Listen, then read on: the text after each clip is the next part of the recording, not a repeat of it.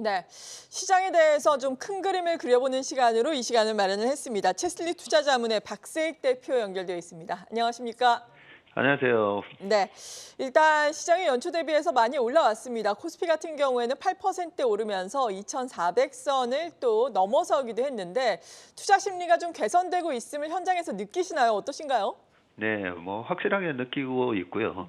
미국 시장도 저희가 아침마다 이제 항상 체크를 하는데 작년 하반기까지는 필수 소비재 쪽으로 이제 자금이 도망가는 방어적인 스탠스를 취하는 그런 움직임이었다면 지금은 필수 소비재에서 주식을 팔고 오히려 약간 리스크 자산 그리고 약간 베타가 높은 그런 성장주 이런 쪽으로 이제 자금이 옮겨가는 그런 느낌을 볼 수가 있고요. 미국 시장에서도 중국 시장에도 보면 항생테크 이런 주식들이 보면 지수가 최근에 한 석 달 사이에 30% 이상 올라가는 그런 모습을 보이면서 전반적으로 보면 투자 심리가 확실히 얼어붙었던 그런 작년 하반기 분위기와는 다르다는 점을 알 수가 있고요. 우리 시장도 보시면 우리 시장에 올해 들어와서 외국인이 연초 이후에 5조 1천억 원이나 매수를 했는데요. 작년 1월 달에 얼마 했는지 아세요? 작년 1월 달에 외국인들이 우리나라 시장에서 작년 1월에만 코스피 1조 4천억 팔았었고요. 코스닥 2조 팔면서 작년 1월 달에 3조 5천억 원을 팔았던 거랑은 확실히 지금 다른 분위기가 연출되고 있습니다. 네, 분위기가 많이 달라지고 있다, 긍정적이다라고 말씀을 해주셨습니다. 이런 가운데 또 다음 주에는 미국의 FOMC 회의가 올 들어서 처음으로 열리게 되는데 일단 베이비 스텝 25bp 인상 가능성이 점쳐지고 있습니다. 이번 주말에 미국에서 경제 지표도 발표가 될 텐데 만약에 경제 지표도 뭐 그럭저럭 시장의 기대치에 부응을 하고 그리고 25bp 기준금리가 인상이 된다면은 시장은 어떻게 반응을 하겠습니까? 네, 우리가 주식을 하면서 항상 염두에 두셔야 될 부분이 대중들이 인지하고 있는 악재냐 호재냐 네, 그런 부분이 이제 중요한 부분인데 대중들에 대한 인지는 원래는 작년 하반기까지만 하더라도 올해 5%에서 많이는 7%까지 페드가 금리를 올릴 수 있을 것이다. 뭐 이런 부분에 대해서 많이 우려를 하셨는데 지금 페드와치에서 나오는 연준의 향후 금리 인상에 대한 확률도 보면 이번 2월 1일 날에 우리나라 시간으로 단행될 부분을 보면 25bp 인상 확률이 거의 뭐 100%니까요. 이 부분은 다 시장에 이미 반영이 돼 있는 부분이다라고 봐지고요. 단지 6%, 7%까지 올릴 수도 있다라는 이 두려움은 이미 이제 시장에서는 그렇게 가지는 않을 거야라고 인지를 하면서 최근 주식시장 반등의 하나의 트리거가 되는 그런 모습이고 그게 바로 우리가 그동안에 발해왔던 그 페드의 피벗 이제 도대체 언제 금리 인상을 멈출 거냐 이 부분이 2월 달에 멈추느냐 아니면 3월 달에 한 번 더 인상하고 멈추느냐 그런 식으로 심리가 이제 확실히 변화됐다라고 볼 수가 있습니다. 네, 그렇군요. 그리고 오늘의 또 화제는 테슬라의 실적 발표였습니다. 실적 발표 이후에 이 시각 현재 시간의 거래에서 5.44% 테슬라의 주가가 비교적 큰 폭의 오름세를 나타내고 있는데요. 2차 전지주에도 어느 정도 훈풍이 될 수 있을 것으로 보입니다. 결과에 대해서 어떻게 평가하십니까? 네, 우리나라 서학개미 분들이 이제 가장 많이 투자하셨던 테슬라이기 때문에 저희도 꼼꼼하게 이제 아침에 테슬라의 실적을 쭉 체크를 해봤었는데요. 결론부터 말씀드리면 아주 잘 나왔다라고 말씀을 드리고 컨센을 상회한 부분은 있습니다. 241억 불 정도 나올 것이라고 예상을 했는데 243억 불 그렇게 매출이 나왔고요. 우리가 실적 발표할 때마다 꼭 체크를 해야 되는 게 두 가지가 있는데요. 매출은 과연 성장하고 있는지 그 분을 보셔야 되는데 일단 작년 동기 대비해서 37% 성장을 했습니다. 그리고 그 부분이 시장의 컨센보다 미달을 했는지 아니면 웃돌았는지를 또 보셔야 되는데 일단 컨센이었던 241억 불보다는 높게 나왔다는 부분이 아주 중요하고요. 두 번째로 보셔야 될 부분이 바로 영업이익입니다. 아무리 물건을 많이 팔면 뭐 하겠습니까? 이익을 내야 되지 않겠습니까? 그래서 영업이익에 대한 부분인데 영업이익이 39억 불이 나오면서 상당히 잘 나왔습니다. 이 부분이 영업이익률로 우리가 전체 매출액에서 그러면 도대체 영업이익률이 얼마 정도 나왔는가를 보셔야 되는데 영업이익률이 16%가 나왔고요. 작년 동기 대비해서도 1.29%포인트나 더 향상이 됐습니다. 그래서 2020년도에 테슬라의 영업이익률이 6.3%였었고요. 그리고 21년도에 12.1% 두 배로 늘어났었는데 작년 22년도에 뭐 상해 봉쇄도 있었고 여러 가지 노이즈는 많았었지만 연간 전체로 보면 테슬라의 영업이익률은 무려 16.8%를 기록을 하고 있습니다. 그렇다면 매출이 증가를 하고 영업이익률도 늘어나는데 주가는 최근에 많이 빠졌지 않습니까? 트위터와 관련된 노이즈도 있었고 여러 가지 노이즈가 있었는데 이런 부분을 보면 테슬라의 실적이 그동안의 주가가 빠진 거에 비해서는 상당히 좋은 경영 성과를 이번에도 냈다라고 볼 수가 있습니다. 네, 우리나라의 2차 전지와 관련된 종목들 LNF를 중심으로 장 초반에는 좀 가나 싶었는데 상승 탄력이 약간 둔화됐고 심지어 마이너스 기록하고 있는 종목들도 이 시각 현재 있는데 2차 전지주에 대한 전반적인 투자 의견은 어떠세요? 우리가 2차 전지 주식에 대한 부분을 조금 큰 그림을 먼저 그려놓고 투자를 하시는 게 중요하다고 생각하는데요. 지금 테슬라의 전기차로 촉발된 이 2차 전지 시장이 과거에 애플의 스마트폰 혁명을 통해서 앞으로 어떤 모습으로 전개가 될 건지에 대한 약간 힌트를 얻을 수가 있는데요. 2007년 6월 달에 애플의 아이폰이 출시가 되면서 스마트폰이라는 거대한 그런 새로운 혁명이 일어났고요.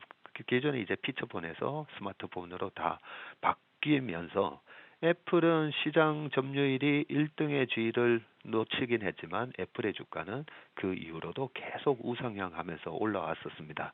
하지만 반면 삼성전자를 비롯한 후발 업체들과 그리고 당시에 애플의 스마트폰 혁명 때문에 그 스마트폰의 시장 침투율이 40%를 기록을 했던 2013년부터는 이 스마트폰 관련된 기업들 밑에 부품 회사들, 후발주자들의 주가가 그때 고점을 치고 그 이후로는 이제 박스권 행보를 하는 모습으로 바뀌게 되는데 지금 현재 전기차 시장의 침투율은 이제 겨우 10%입니다. 그래서 아직까지 전기차 시장의 성장률은 고성장은 남아있지만 강력한 기술 경쟁력을 갖고 있는 기업으로 이제는 압축되어서 올라갈 것이기 때문에 당시에 스마트폰에서의 카메라 모듈 회사가 2010년에서 13년까지 거의 뭐 10배 올랐다가 그 다음엔 다시 또 급락하는 모습도 나오고 그래서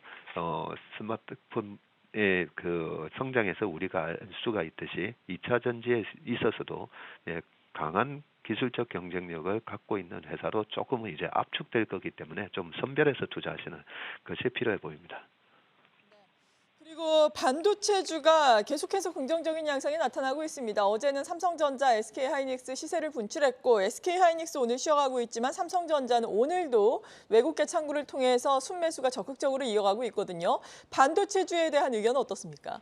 네, 우리나라에서 또 가장 많이 사신 주식은 삼성전자고요. 반도체에 대한 부분에 많은 분들이 이제 투자를 하고 계시는데 뭐 또 결론부터 먼저 말씀드리면 반도체에 관련 주들의 상승세는 조금 더 오래 이어질 수가 있다라고 먼저 말씀을 드리고 한번 말씀드리겠습니다. 과거 2019년도에도 1Q에 삼성전자가 이제 어닝 쇼크를 발표하고요.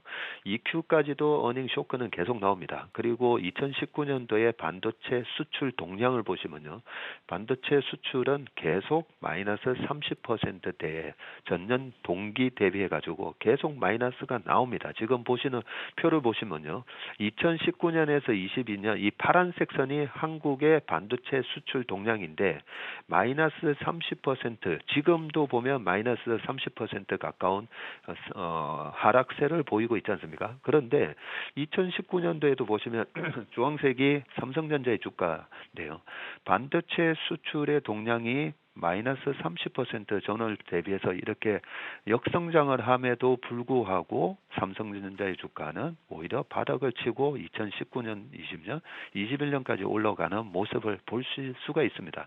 그래서 최근에 아니 반도체 가격이 이렇게 많이 빠지고 우리나라 수출에 있어서 무역 수지 적자가 나는 이유가 반도체 수출의 부진이고 이런 부분을 가지고 어떻게 삼성전자 주가가 저렇게 올라갈 수가 있지라고 생각하실 수가 있는데 반도체가 전형적인 재고순환 사이클을 타는 산업이기 때문에 그렇습니다. 그래서 재고가 많이 쌓이게 되면 감산을 해야 되고요. 그런 부분을 마이크론하고 하이닉스가 최근에 발표를 했고 이런 감산 발표가 오히려 향후에 반도체 가격이 회복될 수 있는 부분을 선반영하면서 주가는 오히려 실적이 최악인 국면에서부터 주가가 올라오는 그런 특징을 갖고 있기 때문에 이번 삼성전자 하이닉스의 주가 상승은 반도체 수출 동향이 플러스로 돌아설 때까지 점진적으로 올라갈 가능성이 있기 때문에 조금 더 인내심을 갖고 지켜보실 필요가 있어 보입니다.